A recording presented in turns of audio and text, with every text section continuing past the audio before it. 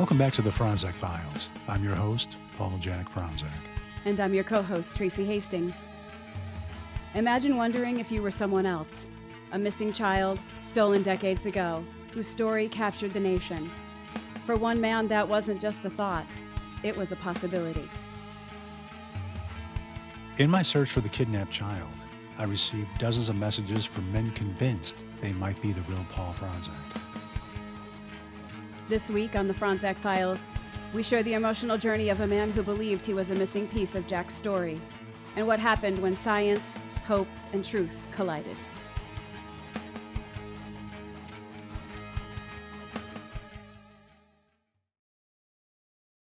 So, in the course of this journey, doing the 2020s with Barbara Walters, we cast a wide net to try to find the real Paul, biological Paul. A lot of men came forward, and we ended up testing quite a few of them. One of them really stood out. We became friends, and we're still friends to this day. I'm talking about Sam Miller from Texas. And Tracy and I are very fortunate and very happy that Sam took time out of his busy life to spend a little time with us and recap those glorious moments when we first started talking and all the things that ensued on this journey. So please welcome Sam Miller to the Fronczak Files. Good to be Good here. to have you, Sam. Welcome. So, I guess we just start with what happened. Well, Sam, but better yet, let's why don't we start with what happened? No, I'm kidding. So, Sam, why do you tell us a little bit about who you are, where you are right now, living, and what you're up to? Yeah, so I live in Dallas, in a suburb near downtown, and same house that I was living in when all of this came down. I'm in the software industry. I work in the Microsoft ecosystem. Very glad to have rebuilt my career after everything that happened because I was really ill at one point. I've got 2 children, happily married, one 19-year-old dog sitting inside who self-destructs every 30 minutes, and a younger dachshund. And my son is getting married in about a month. Congratulations. Wow. Things are going great. Wow, that's fantastic.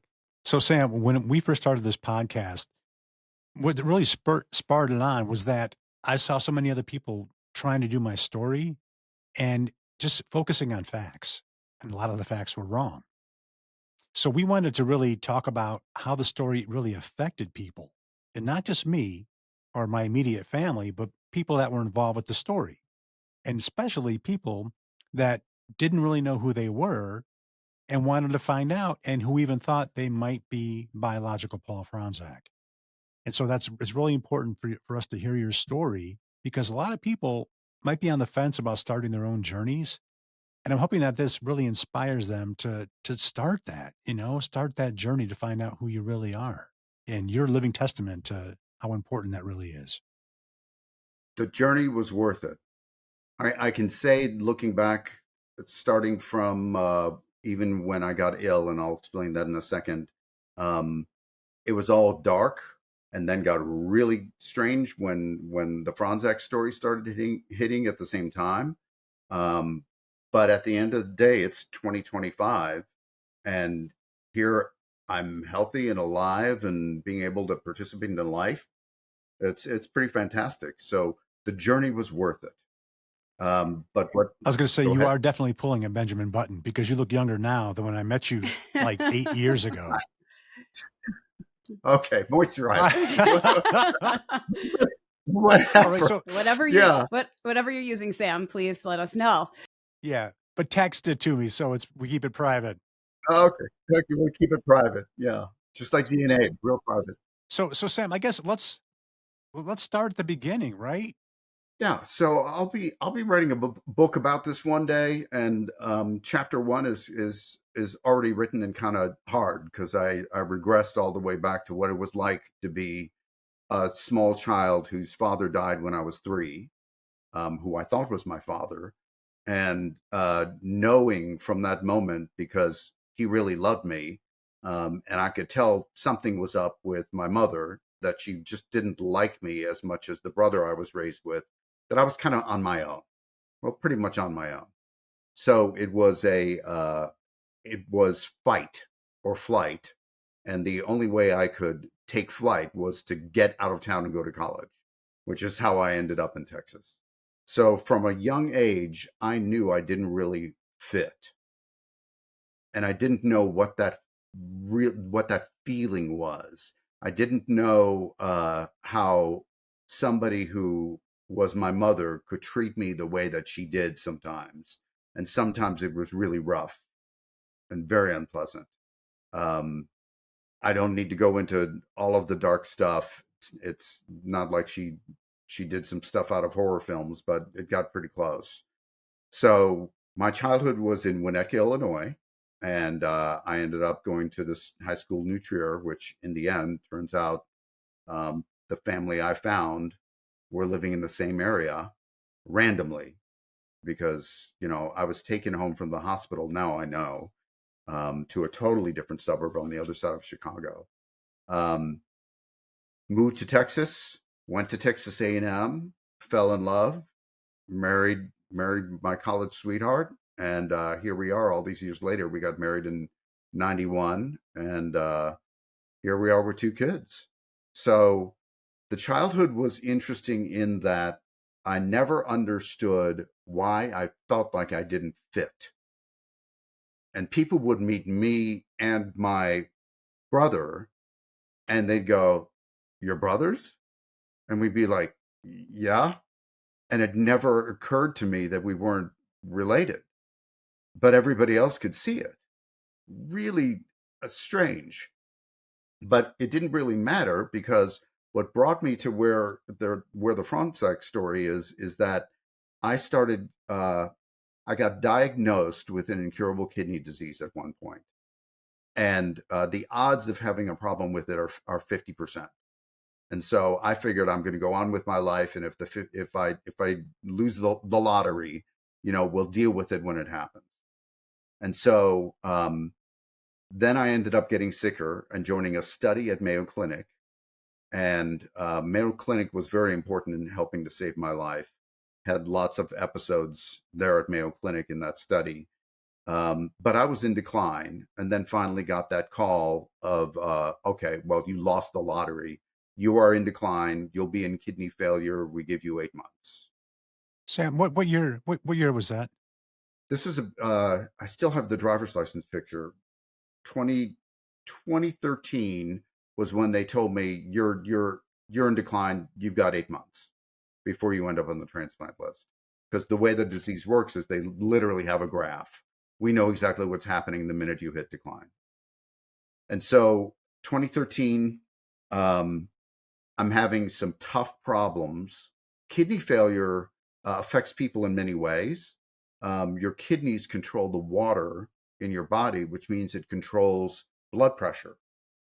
And so your blood pressure starts going completely out of whack, and you have to manage medications, all this other stuff. I was having a side effect that was pretty extreme. You may want to edit it out. I'll just tell I was gagging nonstop. And the doctors were they were really concerned that I was going to literally gag up my larynx. And so there was this side of the family, which was my father's side of the family, that my mother had cut us off from when we were children. So we'd never been in contact with them from a very young age. And I happened to know of a cousin, and I got her phone number, and I called her. She lived in Hawaii at the time. Because of this side effect, I wanted to find out where this came from in the family and how people handled it. So I call her and I just go, her name was Arlene. I'm like, "Arlene, I need some help. I'm thinking that your mother had this disease and I'm having this side effect. And it's really bad. Can you tell me more? Can you tell me how your mom passed? Did she die of this disease?" And there's this pause. And she just goes, "You mean that evil bitch knew you'd need a body part and she never told you you were adopted?" That's how I found out. That was the moment. Unbelievable. And I'm just sitting there with the phone to my ear, and I'm like, Did I just "What? hear Yeah, what that? do you say? Yeah, what do you say to that? Oh, that was What?" not the response you were expecting. Well, I mean, I always knew she was Cruella, but I had no idea that she could be that terrible to take it to her grave. And the brother I was raised with um, was never married with children. Here I am, the guy who's married with kids, with a solid career at Microsoft and a future, and she didn't care about the grandchildren or anything. Didn't care if I dropped dead of the thing. Um, and so that's how I found out I was adopted. Was your mother living at this time? No, and I still, now a lot of feelings came up, as one might imagine. Um, I had already felt very betrayed by them anyway. They did stuff in the will that was actually cruel. These are people who didn't come to my wedding, that and did twisted things like FedExed something for the doorman at the hotel before my wedding for me to read about how will this is my mother. I'll be hiding in the rafters of the church. I promise I would never miss my son's wedding. And then after the FedEx was delivered, my father, her fourth husband, calls and goes, laughing wickedly, "Oh, she won't be there." I mean, just twisted stuff. Yeah, it sounds a lot like a lot of psychological warfare going on there. Yeah, psychos. Um, and I don't even know where I was going with that. But yes, she knew that I would need a kidney. She knew that I was in a study at Mayo Clinic. She was living in LA at the time, and I was visiting on this study drug. She would be in Hawaii, and I'd visit in Hawaii, and she knew I was having problems. So she knew I would need a kidney. And in fact, I now know that the lady who drove me home from the hospital with her, because I spoke with the lady and her husband, they visited in Hawaii and begged my mother, you've got to tell him he's adopted. He needs a body part. And my mother threatened to sue them, and they promptly left Hawaii. I never understood why they left. So a lot of memories came up, and I'm like, oh, well, now I know why she wasn't my mother. No wonder she can treat me that way. And oh, no wonder they left so quickly. They were having a fight, and she threatened to sue them, and all kinds of stuff came up. But I think the best thing was when my wife, this is the first words that came out of her mouth. She goes, "You mean that horrible bitch isn't related to my children?" And she goes, "That's so wonderful." And what a relief. All right. Silver lining. What a relief. Yeah. It was like, oh, okay. Well, now it makes sense. It helps put some different spin on things, doesn't it? That, Yeah, okay. yeah. And at the time, when I was already very sick, already betrayed by my family, things were really dark. And then I'm going through the safe in the house because I'm like, well, let's find my birth certificate. And I'm looking through because my mother had changed her last name multiple times because she was from South Africa and Christian, and she happened to marry Jewish men. So she'd have to pretend to be Jewish. So the birth certificates, like one of them says Corinne Marinkowitz. Oh, Okay. wow. Okay. Yeah, and her real last name was Janssen, which is like Smith from South Africa because she was from South Africa. Right. And so I see her handwriting crossing out Marinkowitz and then writing Miller because that was her fourth husband who thought he was her third, who adopted us, and his name was Sam Miller. So that's how I ended up with this name. And now my son's name is Sam Miller because I thought I'd keep it in the family. Right. Yeah. I mean, this is things that, our listeners, this is great for them to hear. Like, these are the complex layers that finding these things out does to your life. It was, yeah. And it does, it's like it has a ripple effect. So I find out I'm adopted. I post those pictures. I have friends who are actually connected on Caring Bridge, and they see all of this. And really, I think just a few weeks later, it had to have been a few weeks later. When did your thing air with Barbara Walters? 2013. All right. I get this. I used to work with this lady who I was just talking to yesterday. We've been close. Her name is Wendy Hicks. I get this call from Wendy Hicks going, "Oh my God, you've got to watch Barbara Walters. It's you." And I'm like, whatever, Wendy, I'm dying soon. So, okay, we'll watch it over dinner. Whatever. Yeah, we'll watch 2020. Time's not, important. Somebody else on the West Coast was watching the same episode, and they called me going, oh my God, you need to watch 2020. I'm like, all right, people, we'll watch 2020. And so we're sitting at dinner, and imagine the family that it's the mom, the dad, the daughter, the son. It's like the Simpsons are sitting there at dinner. There's 2020 on the computer in the kitchen. And then they do an age progression of what the stolen baby would look like. And there's not a sound in the house. We're all just like, Everyone's looking at you. what is happening? What is this? Because there's the fake birth certificates, and then there's, I call the state of Illinois, and they're telling me it's going to be months before I get my my real birth certificate. And I'm like, okay, so I may not even be here. And then we see this thing on TV, and I'm like, what do I do with this? This is just this is unbelievable. And so I find it so interesting that you'd be having this conversation with me now, Paul, because you had your own story going on. You were in your own headspace and your own life.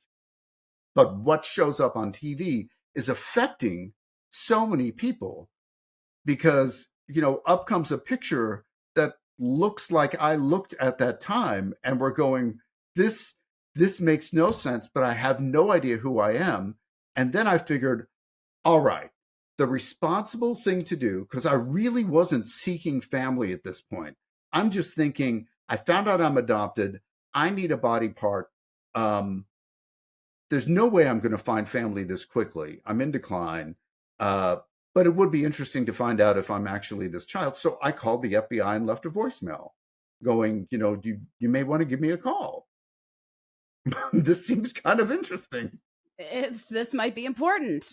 Maybe. Very unusual, And then there was some point where I don't know how you got my number, Paul, but you called me, I think. I think 2020 called you, didn't they? Well, I'm going forward in time very quickly. Yes, I got this call from 2020 because I called and left them a voicemail. And they called you before the FBI did. Just let the record show that. Yeah, you're still waiting for the FBI to call. Yeah, none of us are surprised to hear that, right? Yeah, this is like calling Jack in the Box customer service. So, I didn't like my burger. Okay, we'll call you back in a month. Sure. And so I get this call back from 2020, and I'm sure all kinds of crazies called going, I think I'm this stolen baby. And so we're having this conversation, and I can tell they're doing a sanity check. Like, the first word, is this one of the crazies? And then I'm like, look, it's okay if I'm not this child. Like, I want to know about this age progressed picture, and let's just do some DNA and figure out quickly, because this family must be so traumatized for this story having come out that if I can be removed from it and not a source of trauma for his mother, because I know this must be really painful, do it. Let's just get this done. And so we did a video interview. Like, I'm like, guys, I work for Microsoft. Let's just do a camera conversation, and you can see why I'm confused, why I'm kind of bothered with this. And I'm like holding up the picture in the kitchen going, something's wrong. Oh boy. And so I think it was a couple of days afterwards. I'll bet they did background checks or whatever they have access to. And finally they end up calling and going, how quickly can we be there? I'm like, whatever. And I scheduled the date. And so they came out to the house to do, and it's, I'm not used to TV or anything. So they're, remodeling the living room, moving things around and setting up lights. And we're like, well, this is disruptive and yet interesting, and they're doing the video. And at one point I very clearly, like, cause this was crazy. I mean, this made no sense. I was already going through all this medical stuff, found out I'm adopted. And I turned to the kids and my wife were sitting near the front door. And I'm like, in a break, I go, guys, God is doing something. Like I could not be making this one up. Like you can't, this is strange. So something's happening. I don't know what. And I'm thinking, am I going to get calls from weirdos trying to sell me kidneys? Which is yes, exactly what ended up happening. Yep, trying to extort people, of course. Yeah, it's exactly what happened. Someone from Canada. I mean, it was really gross. And should I keep Yes. talking? Yeah, This is absolutely. interesting. Yeah. Okay. Because this got even Good. weirder We like weird. because my wife gets this phone call from the FBI. Really? And yeah. I mean, yeah. And they go, tell the news to go away. And she goes, how did you get my number? And they go, we're the FBI. We have your number. And then I believe they emailed. They go, we have the birth certificate. And they emailed a birth certificate to my wife. Suddenly, magically, a birth certificate is produced. And so she walks over to me and, the lights are on and whatever. It's another break. And we're looking at it and they go, we found his mother. And I'm like, I don't know what to do with this. And 2020 goes, we have no idea what this is. Let's finish the episode. And it turned out that this was another fake birth certificate. Go figure. The FBI giving you false information? That would never happen.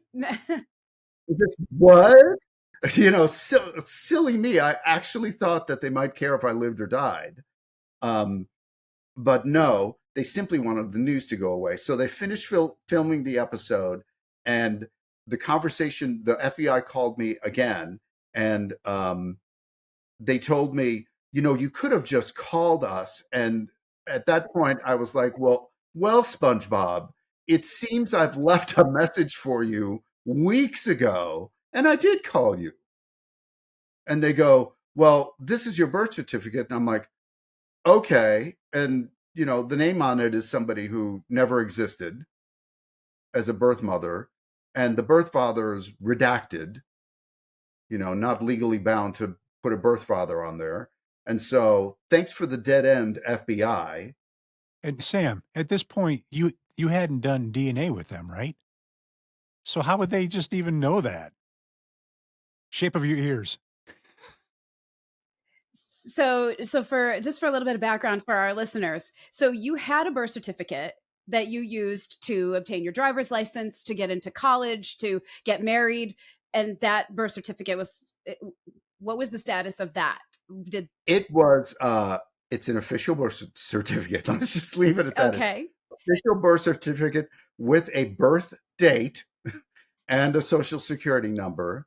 And then I was adopted, and it says Sam Miller on it. Okay, so the whose name as the mother was listed on the birth certificate that you used growing up? Corinne Miller was the latest. An earlier one was Corinne Marinkowitz. So the birth certificate was falsified, stating that Corinne was your biological mother. Well, that happens after an adoption. They seal the records, and they made, and then Correct. Harold Mosak was my father. That was the original family who adopted me, Harold and Corinne Mosak. And so then the FBI produced a second birth certificate, which theoretically should have been your original one at the time you were born, with your biological mother's information on it. And the biological information was that person didn't exist. It says Sheila Cohn. Kohn was supposedly my mother. And that is not a person. That's not anybody that you've been able to track down. Never existed. So the FBI provided you with a false birth certificate. Trying to get you to just be quiet and go away. No DNA. And they clearly, so and it took a while because I started getting sicker. They took my DNA. I let them come to the house. I mean, that was like a silly scene all of itself. Again, I'm thinking the FBI is here to help me. Sam, I'm sorry. Do you remember the agents that came to your house? They were the size of refrigerators, but no. Was it 2 women? 2 men. That would have been interesting, huh? If they were the same two people that came to your house, huh? That would be interesting. Unmarked car pulls in front. Um, my wife, my wife puts on an apron, and the house is all clean for the FBI.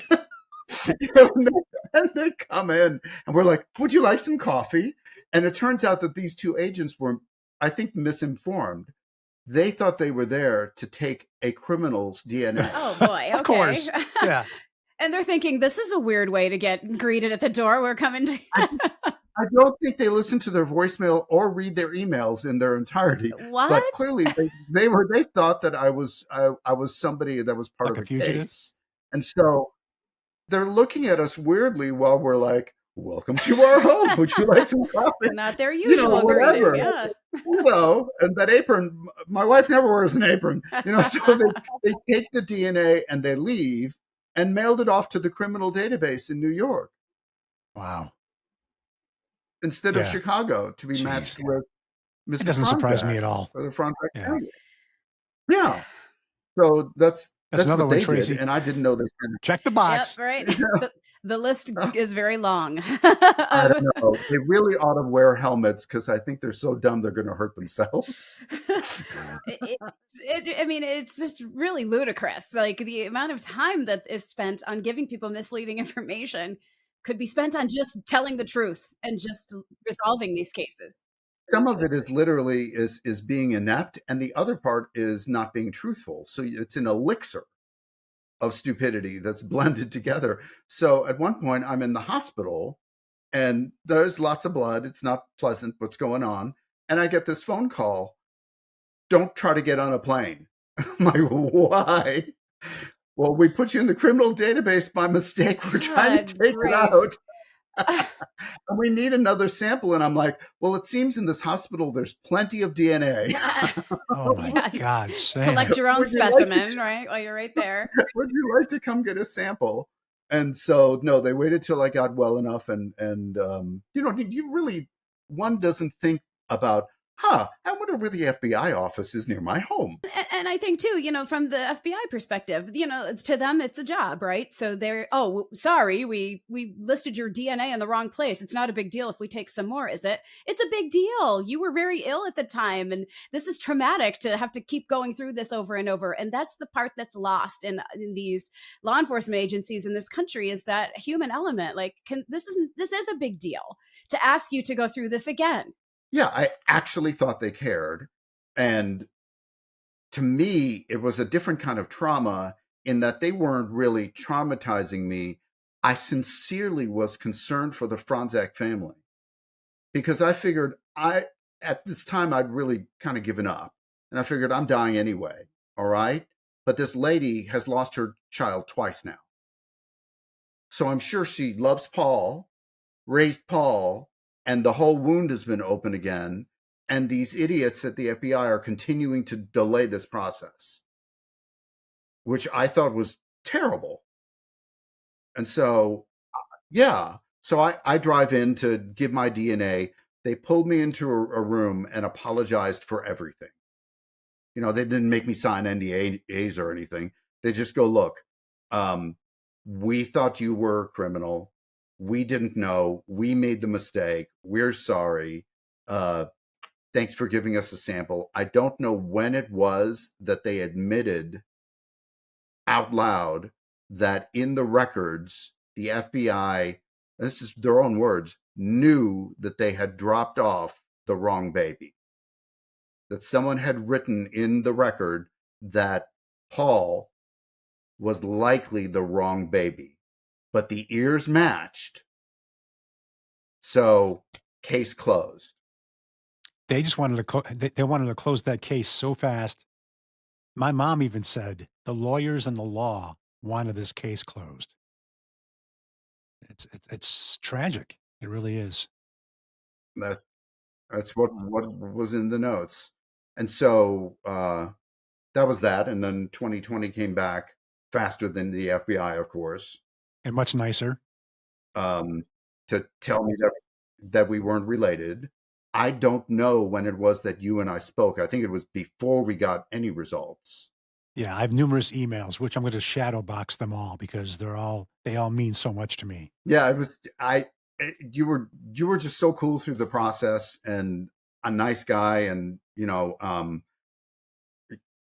can cut off whatever you want out, but I mean, what you were putting up with your own family for going public, and I know there's that angle. I know that there's a brother that wasn't pleased with you taking what you took public, and the brother I was raised with, who had already said some terrible things when I was in kidney failure to me, um, who really had betrayed me in life, said even more horrible things to me about, you know, mommy wouldn't steal you or whatever. He was whatever words. Um, and it was that I haven't spoken to him since. That was the end. Yeah, you and I have a lot in common. That's for sure. And thanks for the kind words about being nice during the whole process. I just wanted to find my parents' biological child that was kidnapped. That's been the mission the whole time. And the cool thing is that we've remained friends over all these years, and that means a lot. Yeah, it was some of it. Some of it is that you're a nice guy, and this was, we were trauma bonded. That's what I was going to say, that, you two had a very similar path. Once the Fronczak case became a part of both of your lives, the discovery was made. Your paths are very similar. The rejection from family and the people not understanding why you were wanting to pursue this for your various individual reasons, and that lack of understanding and compassion, that people that were supposed to care about you, that they were exhibiting this lack of That caring. is exactly, that's it. That was it. And so That you, was you it. had each other to help lean on each other and Like understand what each other was going And through. also the fact that you and I, when life gives us an opportunity, we seize it. When you saw that 2020, you could have just washed our hands and said, I want nothing to do with this and just go on with your life. I could have done the same thing when I got those DNA results back saying I wasn't Paul. But you and I chose the harder route to find the truth. Because if you're not living in the truth, you're not living at all. fair. The fact that everything was just, I had no identity left. I'm like, might as well find out who I am. Um, it really, and frankly, I really don't need this this person in my life anymore. So that was the final straw. Actually, I remember we're walking through CVS, and I already have the something implanted in my chest for dialysis, and he was still sending me terrible things. And my wife grabbed my phone out of my hand and just deleted everything. And she goes, "Here, we're done." Because I'm like barreling toward death, and someone is sending abusively mean messages. I'm laughing now, but It's another interesting parallel that you both had brothers that you were raised with who, when this happened, had zero understanding for the position that both of you found yourselves in. They blamed you, they ostracized you, and just didn't even try to understand what you both might be going through in relation to this case. yeah. How about putting up some pieces of paper in the gay bars, going, hey, I need a kidney. Help your brother out, like, hell, same thing happened with Jack. Can you please put your DNA online? No, I'm not going to help you. Like, what is the point? What is that lack of compassion about? And it's looking back 10 years is a different perspective. Also, it's the memory of that, but it's also knowing we did the right thing. Absolutely. Absolutely. We You did the did. brave thing. We did the right thing. Um, I got out of the picture. I got out of the news because I wasn't Paul Fronczak. But hold on a second. Hold on a second, Sam. Let's talk about your 2020 episode because I thought it was fantastic. And what was that experience like for you shooting that TV show? So the brother who's no longer my brother said I was some media hog or something like that. The 10 minutes Yeah, of my fame parents that I wanted. Sounds I'm like, familiar, same right, thing. Jack? Yeah. yeah, okay. While I'm dropping dead, I would like to be on TV, Sure. all bloated, and Yeah. sure, I'd love that. Goals, right? And Yeah. so yeah, so knock knock knock on the door, and I didn't know, by the way, in my neighborhood you're supposed to notify if you're going to have press and film cameras and whatever. I found that out years later, because we've got a representative living on the block. So they start taking over the house. I'm like, okay, you can have the living room, and they're reorganizing everything, and they're holding up their age progressed picture, and I'll just going, okay, this is weird. This is weird. Let's go on with the episode. And my wife is just kind of speechless, and I wasn't speechless. I don't know why I was really comfortable with the experience. I wasn't nervous, and I think when you're going, I've been on stage a lot in my industry, and I'm constantly on camera for business, on web calls and things like that. It felt very comfortable until they pulled out, like they're filming, and he goes, "How does this make you feel?" It's like, "Rrr." And he pulls out the age progressed picture, and I'm like, it's ghastly. Like this is making me really uncomfortable, that there'd be this picture that friends are going, "It's you," before you're even looking at it, and you want to think this can't be happening. This cannot be true. And I can't have the media sitting here in my living room. None of this makes any sense.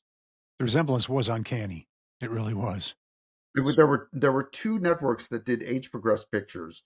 One didn't look like me, and the other one, like I sent you the one where we're holding it up, and I'm like, what would you do? What would you do? You literally have no idea who you are. And then there may be an off chance that there's a gigantic family who someone might want to give me a kidney. Who knows? But at this point, I knew I have a different faith today, and we can get to that, than I had at that time. But at that point, I'm just going, God is doing something. This is too weird. None of this makes sense. And it's happening rapid fire. Find out you're adopted, put the stuff on Caring Bridge.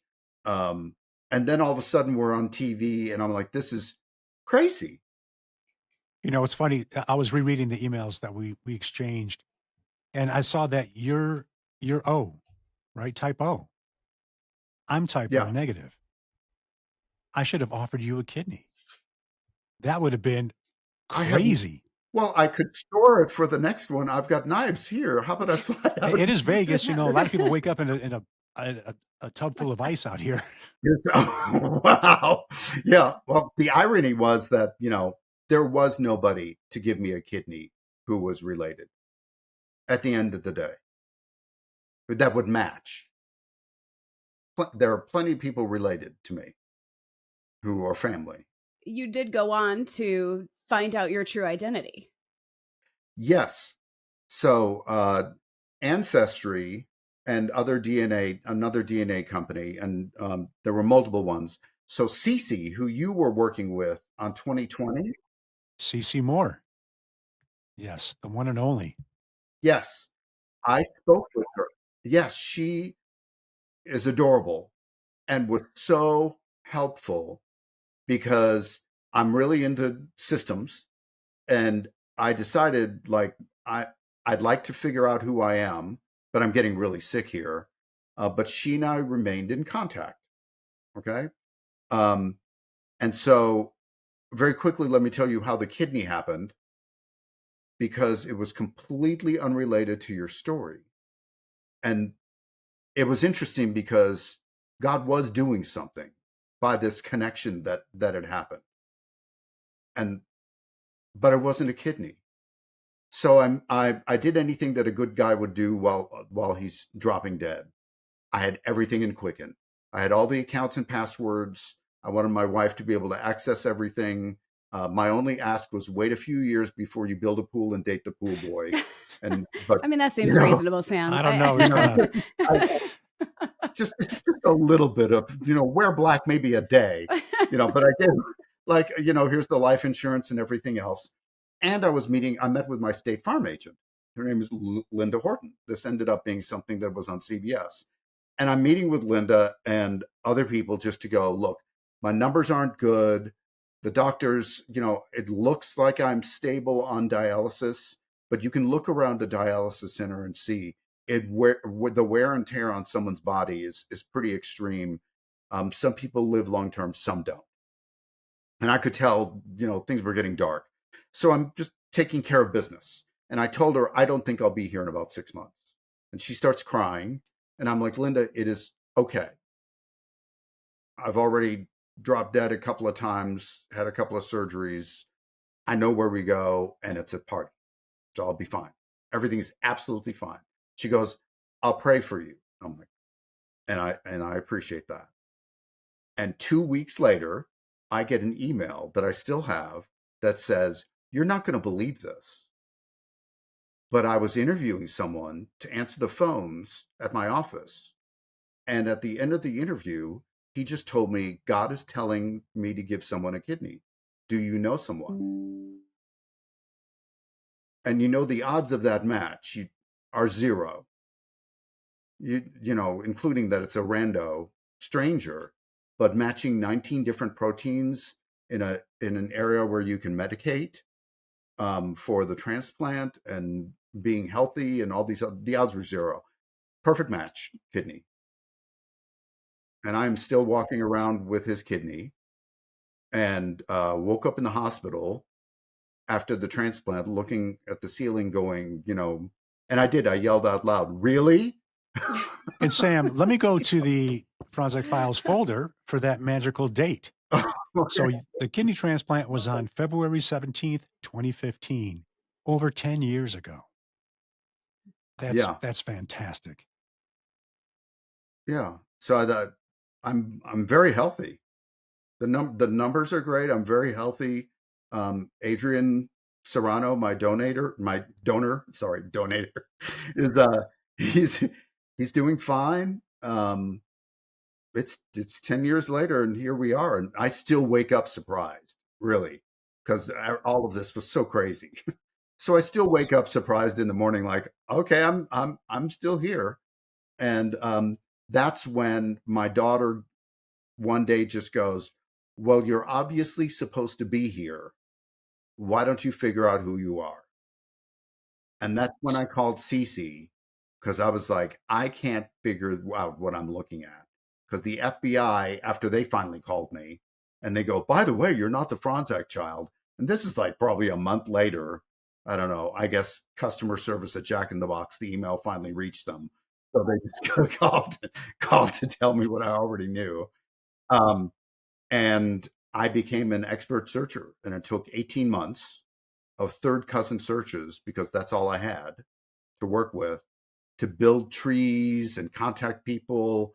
And I found everyone. That's fantastic. I found everyone. And no one's crazy and no one's in jail.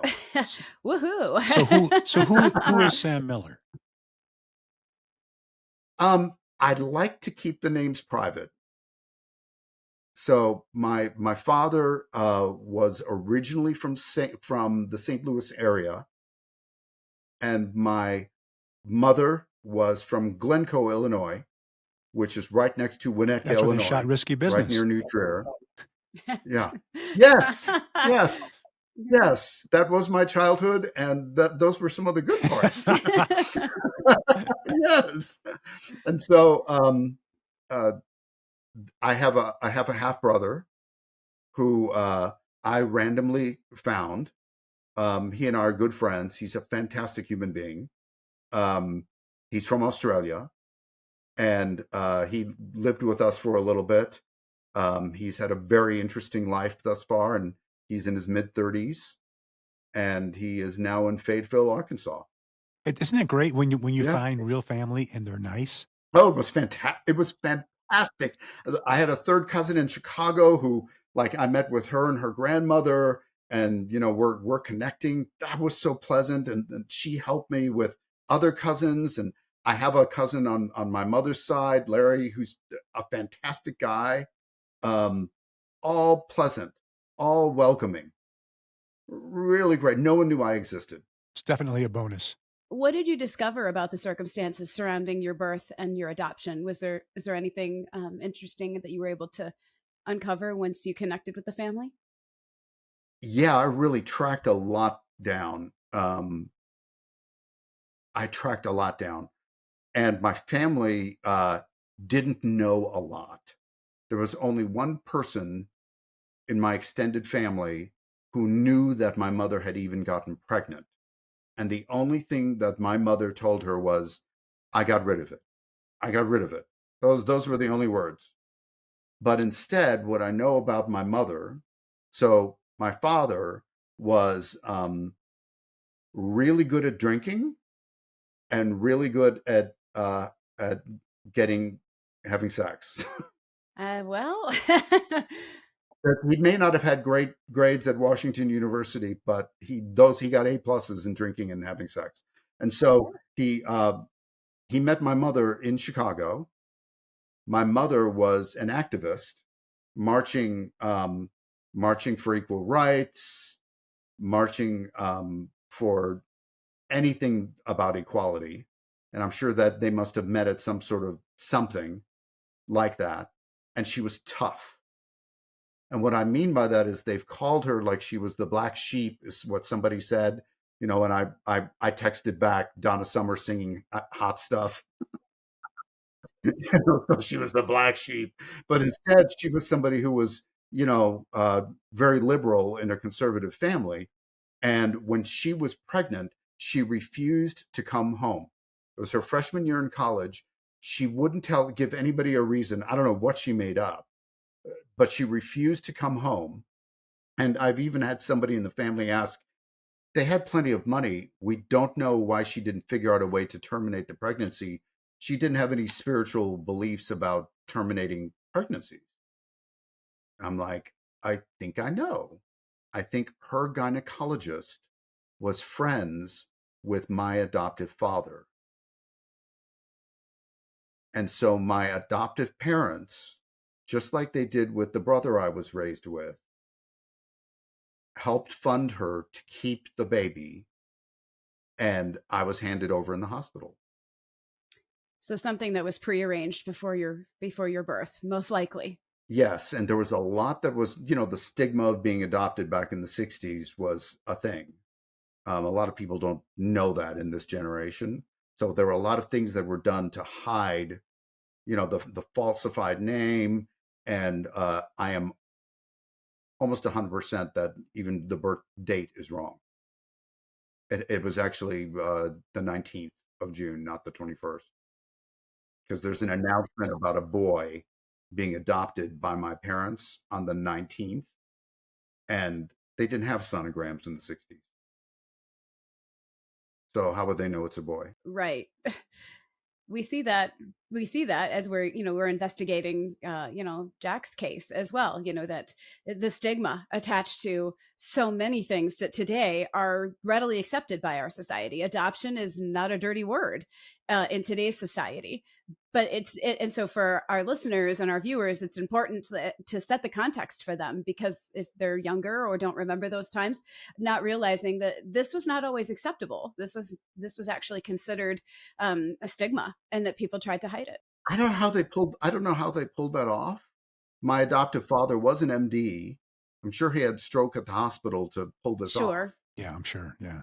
Um, Wow. yeah, so I don't know what my birth date is either, and I don't care. I don't. It's just the whole thing is irrelevant. Today, it's like I am 61 years old and healthy and happy, happily married. That a date of birth isn't going to change anything cataclysmically for you, right? Yeah, you've actually hit the lottery, Sam. I celebrate 3 birthdays because I've had 3 different identities. So I mean, you can use one of mine if you want. Oh, that's actually an interesting You guys idea. could share a birthday too, on top of Well, everything yeah. else. Well, my wife's family is like really into celebrating birthdays. Now I can go like, I want a birthday week. Yeah, Absolutely. You deserve one. Really don't absolutely. know. Yeah. Wow. So yeah, So Sam, that's kind of the so from the time that you started this journey to the point where you found all your answers, what would you say to a listener that is maybe on the fence, doesn't really know who they are, and they're just not sure if they want to start that journey? What would you say to them? Well, I'd say 2 things. The first thing is you may not like what you find. Those were my adoptive mother said those very words to me. She was a smoker. I really meant Cruella de Vil. She said it as the smoke was coming out of her nose. You may not like what you find. Don't dig. And I thought she was just referring to the will, because I knew she was going to betray me in her will. You may not like what you find, but you'll find some sort of resolution. If you find something, you'll find some sort of resolution that might be of value. It can't really hurt that much. In fact, I do searches for other people, and I found some bad news for people, including family that did not want to meet the person. And while he was upset, it gave him closure. Like, they slammed the door, he gets to, in his head, slam the door right back and go on with his life. So, resolution, closure. The second thing I'll mention is if you're concerned about privacy, because everybody's concerned about putting their DNA in a database and everything. There are plenty of us out there on these forums. If you want to contact me, others who can get you in contact with someone who can help you hide your identity on these DNA platforms. All you have to do is use, someone can use my email as they're submitting their DNA, then hand it over to me and cancel their account. And I can become the holder of their DNA and do all their searches, and no one will ever figure out who they are. So there's a way to keep it confidential. You really don't have to be that fearful, because you can delete the information. People don't know that you can literally download the encoding of your DNA just into a zip file and store it on a PC. It doesn't have to be in the cloud. So you don't have to be concerned about that either. It's a very positive community. So I encourage people to do it. Why not? All practices that we use here at the Fronczak Files for protecting our clients' identities as well when we're doing searches for them and they're concerned about privacy. Just sort of a running theme that we see is, well, I'm trying to figure out who I am. I don't want to upset a lot of people while I'm trying to navigate through this, potentially reveal themselves before they're ready to reveal what we've discovered for them. I gotta say, I like practical jokes, and I took everything with as light a heart as I could. When someone is ill, like I was, you really do have the choice of, am I going to take this with good humor, or am I going to be dark and gloomy and sad all the time? I mean, like a simple example was this brother of mine, this ex-brother of mine, said that, and he knew I was in kidney failure. He goes, "Oh, you just live in a pity party." And I'm like, yeah, like, wow. So we had a pity party. Was he a biological child of your parents? No. So he was also adopted. He was, I use the word acquired, but yes. Acquired. I like that. Okay. It was adopted. Yeah. And I've got a really mean picture of him that's hand drawn that'll be in my book one day. But I mean, when he goes, you live in a pity party. I'm like, okay, well, so for my birthday, I want a pity party. So we made sad masks for everyone to wear. I made my own sheet cake. And so you'll find some darkness along the way. But if you can just turn it into humor. Well, and Jack can absolutely understand that as well. We have a bit of a dark sense of humor here on this show, because if you let it all really get into your head, you'd go crazy. It could destroy you. Yeah. Sam, I was in Atlantic City digging a possible grave for my sister, my twin sister. And we were cracking jokes as we're digging this hole in my grandma's lot, and bones came into a shovel. I mean, if you don't enjoy every moment, right? It could really ruin you. It can. It's not. Right back to the DNA search. you need to be strong enough to do it. You need to be in the right headspace. And yeah, okay, you can mess up some families. Well, Sam, it goes back to what you said earlier about the not knowing, and it's the not knowing the truth that really consumes people. Because once you do know the truth, you can process it, you can move forward because you know the facts. If you just make things up that you don't know, that can get really, really bad. People ruminate on that, and that's what destroys lives. Yeah. And there is a chance you may hit the jackpot like I did. Because I did. I hit the jackpot. You know, God provided a kidney out of pure randomness. I got healthy. I found my family. I found all wonderful people. And I found a brother who is the type of brother I would want. He is strong. He helps others. He's charitable. He's brilliant. And we're going camping next weekend. And he's happily married, just got married a few years ago. They have kids. It's what else? What else? That's it. That's A definite light at the end of the darkness for you, that Yeah. you were able It to all in, have some positive connections with people that are related to you. yeah. So there might be that too. You might find that, and I'm delighted. And Paul, you were part of this story, and let me circle back to that moment when I was looking across the room going, God is doing something. This is too crazy. This is too weird. Well, what happened after I got the kidney was Ancestry wanted to do an ad and find my family. I signed away my DNA to them for 6 months to search for my family so they could do an ad. I guaranteed an ad. Long afterwards, after that thing had expired, there was this guy at Columbia University who was teaching a class, and it was DNA related. And Ancestry offered to give them all tests for free. And so he took this test, and that ended up being my brother. So the only reason I ended up in those DNA databases was to find my family and this brother. yeah, that's fantastic. So that's how your story changed my life.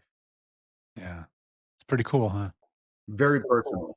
Yeah, it doesn't come from just reading a book. So so when I got to meet Sam in person, Sam came to Las Vegas and we got to meet for lunch. And we hugged each other, and I felt like I'd known this guy my entire life. You get that feeling when when you hug certain people, you meet certain people. Like we just clicked. We had a great lunch. Unfortunately, I had to go back to work, but it was just a great feeling to, like we said earlier, when you bond over something like this, it never goes away. And it's my story has been full of a lot of negative, a lot of tragedy, but the happy parts like this, like meeting Sam, those are what really make you want to continue and help other people and just be so glad that you started this journey in the first place. Yeah, that is what happened. You're suddenly there on TV in 2014, and that's how you touched my life, by going live on that show while you're taking abuse from other people. And in the end, you were pivotal in my finding my family. And that's why we're so happy to have you on the show today, because it helps our listeners to realize that you never know who you're going to be able to help. Just, you've found some type of tragedy in your life, some type of drawback, something negative has happened, but this can be turned to a positive, and you can meet amazing people along the way, helping other people figure out who they are, or that ability to understand each other's journey. Jack, I don't think you had any inkling at all that your story could change someone's life as drastically as it changed Sam's. But I'm so thankful that it has. And I want to continue as long as I possibly can. Yeah, this is fantastic. Sam, you're a hell of a guy, man. So glad that we're friends. It's great to see you again. I'm sure in this industry we're always in Vegas. Well, next time we have to hook up Oh, for sure. yeah, be careful of the hospitals out there. I guess you know Yeah. that already. Yeah. Cut that out. Yeah. I tell people if your arm falls off in Vegas, get a Band-Aid and leave town quickly. Yeah. Don't go to the Yeah, I'm not going to hospital. say anything They'll because get I the live other here, arm. but yeah, Yeah, people might recognize you coming through the ED in Las yeah, Vegas we and be don't like, want that. look at this jerk. Yeah, we're going to leave him in the hallway. Oh no, he's got fake blood hidden in that bag. He's going to be Yeah. laying on a stretcher in the hallway for the next 8 hours. No. That happens anyway, I think. Whoa. Probably. Oh, booyah. Yeah. One of So the that blanket that I made, I actually used in practical jokes on dialysis, Paul. So, and I'm sorry if I'm supposed to call you Jack or That's Paul or okay. whatever. So whenever there be a visiting nurse come through at the dialysis center, everyone knew there something's coming. And so I always had, because fake blood goes on sale It after does. Halloween. Sure. It does. So I Yeah. always yes. And so I always had it with me, and I'd put the blanket on and pour the blood down my arm and just lay there and act like I was dead. Hey, before we forget, I want to ask you, Sam. So when you were waiting for the results to find out if you were biological Paul, what was going through your head before you got those results? Wow. Well, I was coming from the perspective of being sick. I was thinking about my children, and if this was actually my family. I was thinking about the family that raised me, and how this was like the ultimate betrayal, and now you're some people don't love being on TV. I was not into media, and so it felt violating Says the guy who worked for to Microsoft. even all right. Yeah, I won't say more about how Microsoft just working there can feel violating, but it felt it felt violating to be suddenly like in the public spotlight while you're dropping dead. There's that. Um, so going through my head was really a lot of betrayal, and then sincerely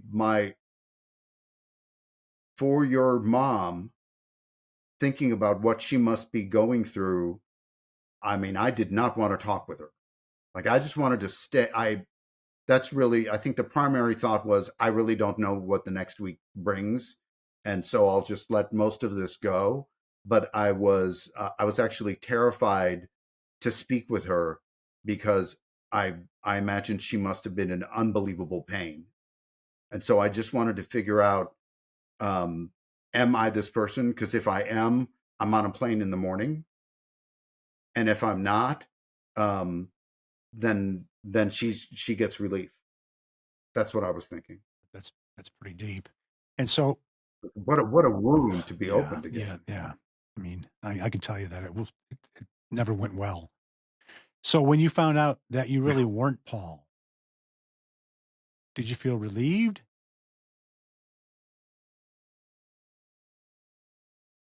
Kind of.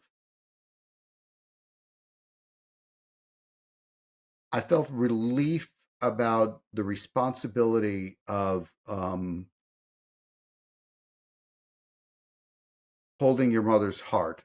I'm sorry, I really was thinking about your mom. Probably because it would have been nice to have had a mom who didn't do what my mother did to me. So I was like, this is actually a real mom who raised somebody who she loves and probably treated him quite nicely. And so I was just thinking about how much pain. So I was relieved. Um, but I was thinking about you at the time as well, because you were in a place of, um, you'd gone public. You were taking arrows from other people in your life for going public with this story. And, your journey was continuing. So it was a real mix of emotions. Yeah. Including the FBI, who, yet again told me I'd never find family. and they're the last thing, and I'm like, oh yeah, watch me. And here you are. And before we started filming, before you came on, Jack, Sam was telling me about his search angel job that he does, helping people discover who they are. And I said, well, if we get a heavy caseload going, we might bring you in and ask for you to help us. Because we definitely want people that understand what people are going through when they're helping them figure out who they are. Yeah, I do. I do. I think I must have 20 search trees out there now, and I really, it's a hobby thing, but a lot of people don't understand it. So, I'll wait if someone reaches out, and I've had random people just reach out, and they are multi-year searches sometimes. And it feels good to give back, right? It feels good to help someone. This has been a great episode. I'm so thankful that you had time to hang out with us, Sam. It's great to see you again. Great to meet you, Tracy. And great to meet you, Sam. This has been a very illuminating interview today to see this from the perspective of two people who were on a very similar path, a sort of parallel paths with one another, and then they did end up diverging at the end, but not completely, and that you both found lifelong friends along the way. It's an amazing story. And again, Paul, if you sit still and do nothing, then you'll probably have very little effect on other people. If you just go out there and do the brave thing, it can have a just resounding effect, positive effect on people. That's our philosophy So here at the thank you Fronczak for what Files, you I did. think, because we're making ripples. Yeah. Thank you for what you did. Thank you, Sam. And thank you Appreciate for it. what you continue to do. And I hope your camping trip goes well. Don't get eaten by a bear or Yeah. anything. That you guys have a great time together. I'll be good. I'll be safe. My brother's like double my height and has Oh. very large arms, and we'll be fine. That's great, man. Sam, thank you so much. Okay. All right, good to Take see care. you. Sometimes the truth we find isn't the one we hoped for, but every story, every person who steps forward brings us one step closer to the answers that matter. To Sam, who was brave enough to share his story, thank you for trusting us. Your search wasn't in vain. You reminded us all that the need to belong is one of the most powerful forces on earth. If you or someone you know has information about a missing or unidentified person or wants to explore their own mystery, reach out to us, because together we can bring truth to light.